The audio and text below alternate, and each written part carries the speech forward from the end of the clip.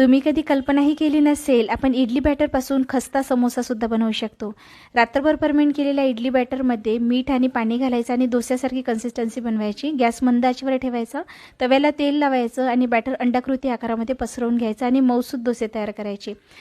तेल गरम झालं की मोहरी, जिरे, चिरलेला कांदा, आलं मिरचीचा ठेचा, कढीपत्ता घातलेला आहे, अख्खा धना घालायचा, सोप घालायची, उकळलेला बटाटा, सोबतच मीठ घालायचं, पावभाजी मसाला घालायचं, वरून चिरलेली कोथिंबीर घालायची. भाजी गार झाली की यामध्ये भाजून जाडसर कुटलेले शेंगदाणे घालायचे.